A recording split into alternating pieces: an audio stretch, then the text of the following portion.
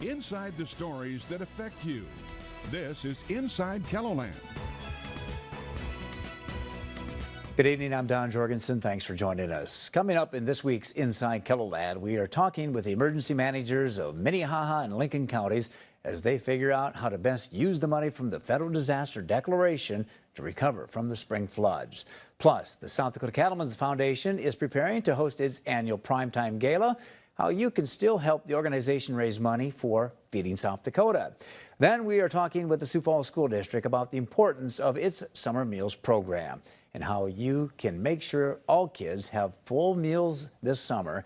And then finally, we are previewing our upcoming Founders Day event at KELOLAND Media Group as we prepare to host a book drive at our downtown studios. But first tonight, flooded homeowners in 12 South Dakota counties can start applying for help from the federal government. Emergency managers say that some people will qualify for low-interest loans to make repairs.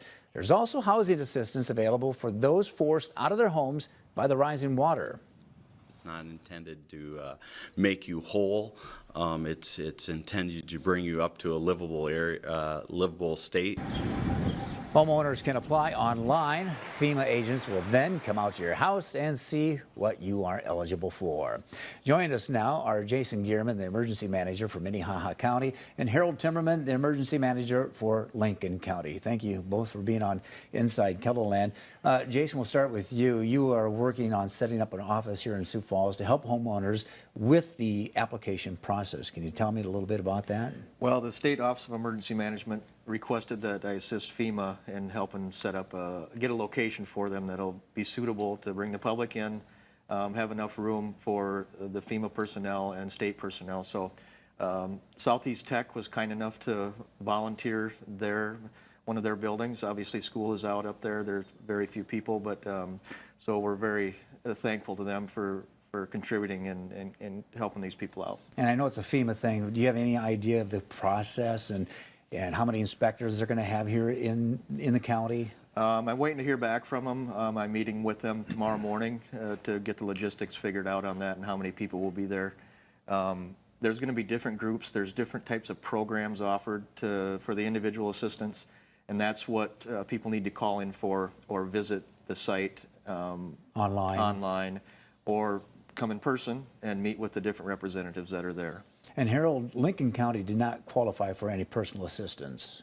Not for the homes, no. Right. We were part of the public assistance, which covers all of our roads, bridges, culverts, and that sort of damage. And we'll be working with that in the near future here also. So there's going to be a lot more information coming out that our viewers are going to have to kind of stay abreast of as this process starts to unfold. Definitely. There's this process and then the next process, which is we're going to get a hold of the townships. Obviously, the city of Sioux Falls is involved with the damage that they had, and that process will be used to fix the roads that are needed and get that funding available to the townships that need to get these roads fixed. And I guess the best advice for anybody who was flooded or impacted by the spring floods, they probably just either call that number or go online and get registered. Otherwise, you'll never know if you qualify, probably. No, definitely. It's worth a shot to try it and see if it happens. If they deny you, they deny you. But they may come out and look at your damage, and you just never know until you try. Talk a little bit about, you guys spent a lot of time out in the field this spring, probably more than you cared to. Just the impact to your counties, Harold. Well, and it made a big impact to our townships. A lot of our gravel roads were totally unusable, and some of them still are. And to get ready for this declaration process, every township and a couple of our cities had to make an assessment of their damages and the cost to get them fixed, and then turn that in to me, and I in turn forwarded it to our state office. And our gentleman up there, Tyler Steen, works directly with FEMA and gets all of our damage assessments ready and then sends them to FEMA, and then we request a presidential declaration from those damage assessments. Is there a dollar figure attached to that when you send it up to the office? For the state, I think the total has to be $1.3 million. For each applicant, you have to have $3,000 in damage. For our county, in Lincoln County, for example, It's I think it's $3.78 per capita according to the 2010 census, which for us was only 44,828. And I think it comes out to be about 170 some thousand that we have to have in damages. So are you quite confident that FEMA is going to take care of your infrastructure that you need replaced? Yeah, FEMA will cover 75% of the damage that's authorized and that's been turned in by our townships. And then the state will kick in an additional 10%. So the applicants will be responsible for 15% of the damage. Jason, where did you see the brunt of the damage in Minnehaha County? Well, the brunt of the damage was Mapleton Township, the Renner area, and obviously all the way up to Sioux River Valley. The roads that are around there, many of them are still impassable, and it will be tough to get them fixed, anytime soon. A lot of these townships, they don't have millions and millions of dollars. They're really set on what they have. So to fix these roads, they're going to need some assistance. Otherwise, they're going to be in financial trouble. Let me ask both of you, what did you learn from this event? I know this is your first time as the emergency manager for Minnehaha County, and I'm sure every day was a learning experience for you.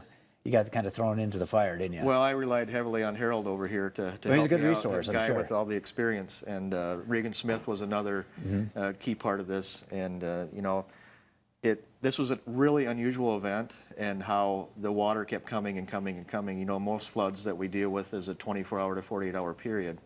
We're still dealing with it, and north of us is dealing with it. Lake Poncet, unfortunately, is a mess right now, and we just got to get through this, and hopefully the farmers can get in the field too. How long do you think it's going to take to recover from what we saw this spring? We'll be lucky if we're recovered by the time it freezes this winter.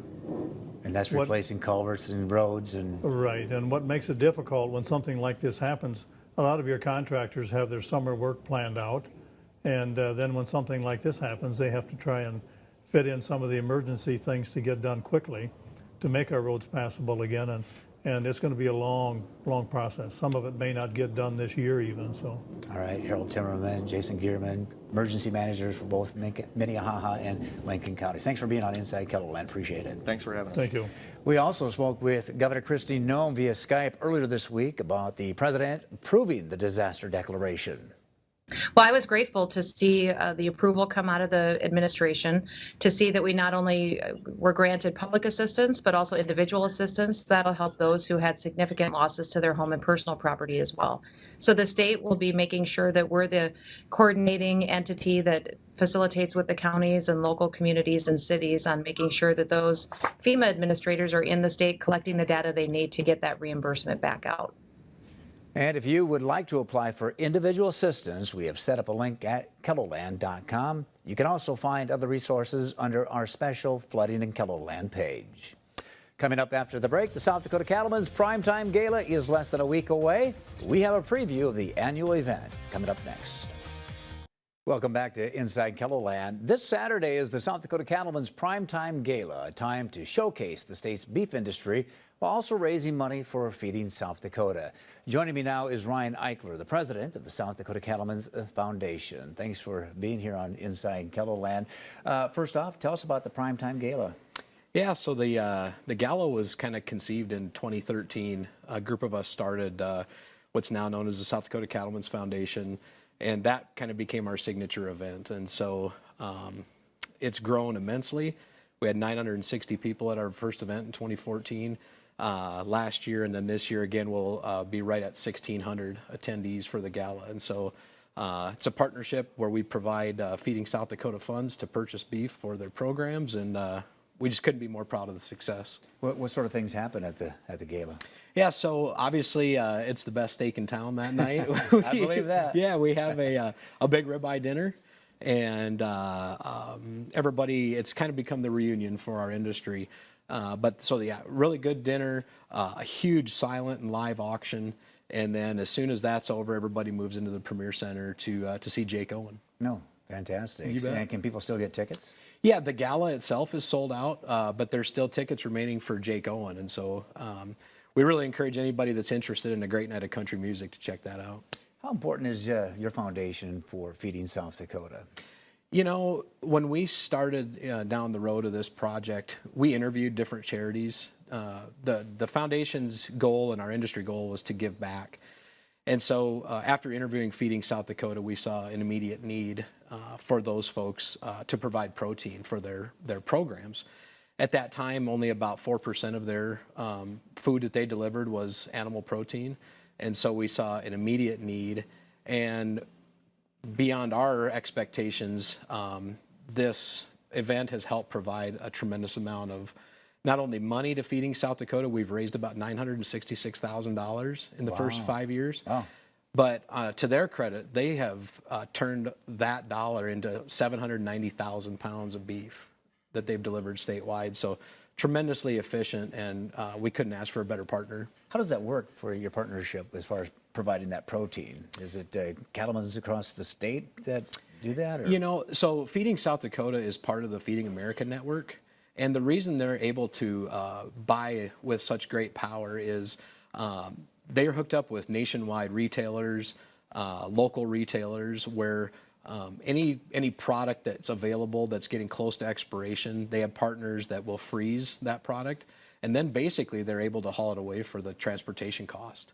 And so our dollars fund as much transportation for basically donated product. So they're able to bring all that protein in at just a fraction of what it would cost, local at a retail outlet. So really, it's a win-win for the state of South Dakota. Very much. And really, when we think about food insecurity in South Dakota, we don't often think about people who are literally looking for food on a daily basis.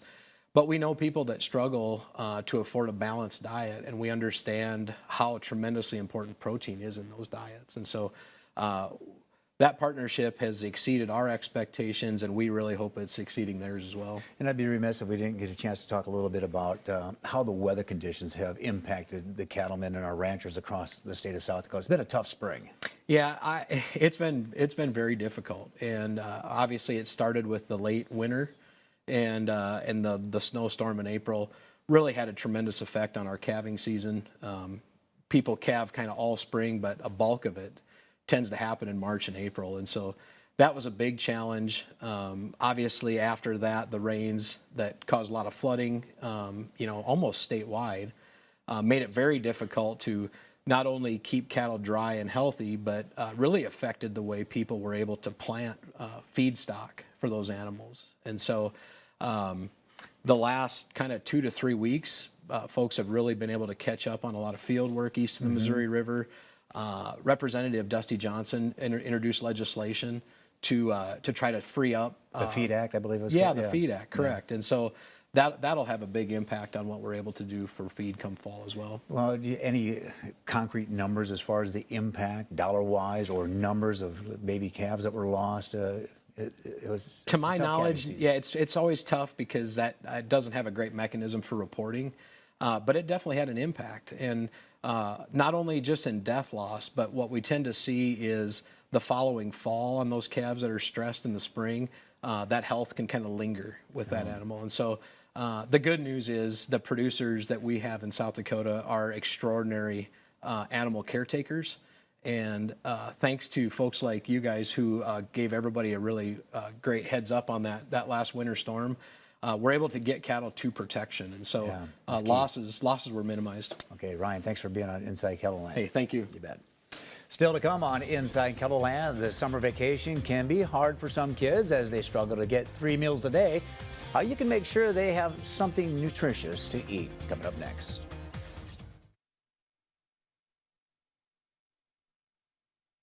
Welcome back. It's something many of us take for granted, access to food. That is especially true for low-income families during the school months. KELOLAND's Dan Santella shows us how you can help those families through Feeding South Dakota's backpack program. Sherry Guzzi of Brandon is helping fill these white backpacks. She's here with Hillcrest Church. We believe in reaching out to our community and helping the people in our community, and that's why we're here. Just down this line is Doug Reed of Sioux Falls, also with Hillcrest Church. I've been doing this for quite a few years. It's just pretty rewarding to be able to do that, knowing that you're really helping each kid. We don't like to think about folks being hungry in our communities, but the face of hunger is all around us at any given point in time. You might not always see it, but hunger is reality for many. 1 out of 9 South Dakotans is food insecure. That means that folks just don't know where their next meal is coming from. And that's a really sobering thought. That's where efforts like these come in. We know that kids are not any less hungry during the summer than they are in the school year.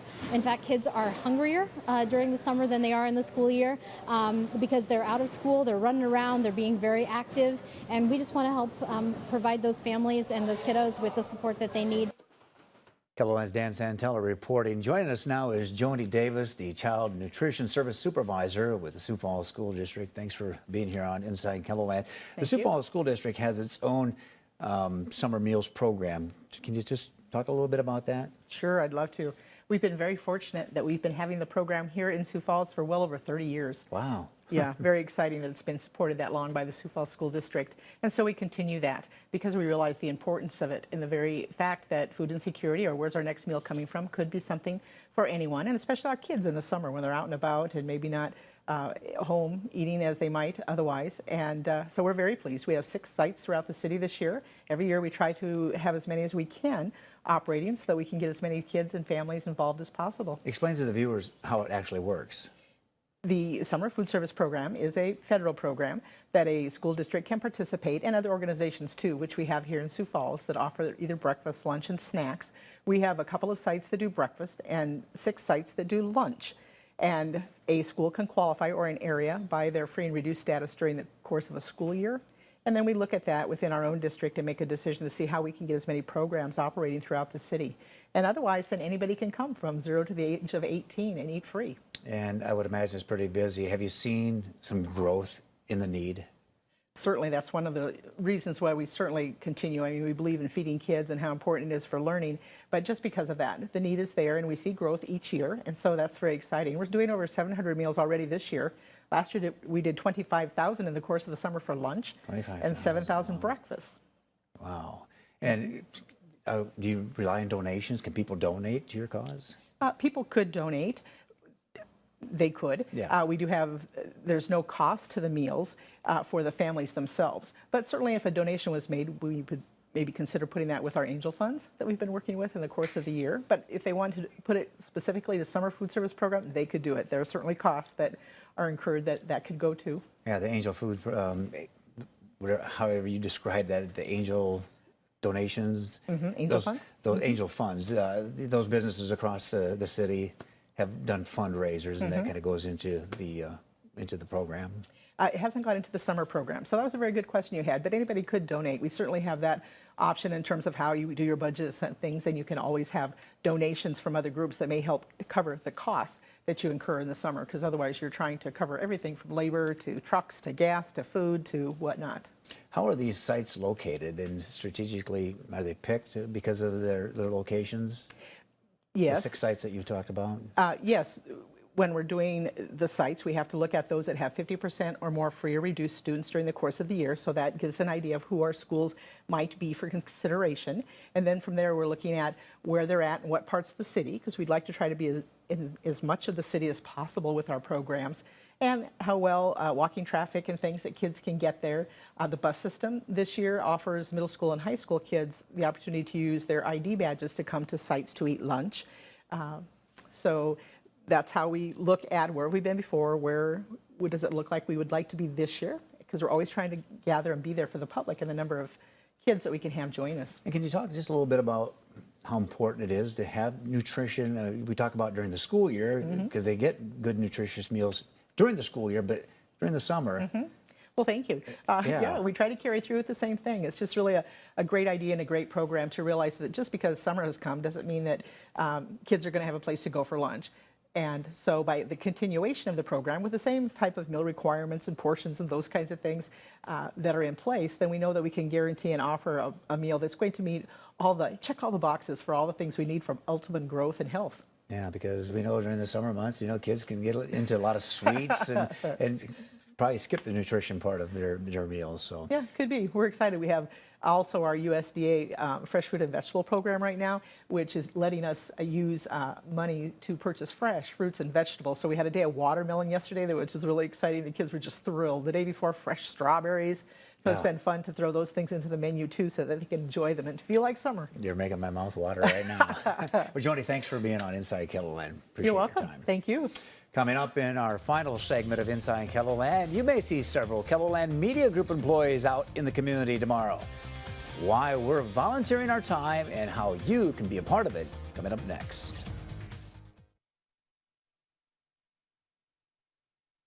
Welcome back. Tomorrow, KELOLAND Media Group will celebrate Founders Day of Caring. This is to celebrate our parent company, Nexstar Media Group's founding, as well as take time to give back to our community.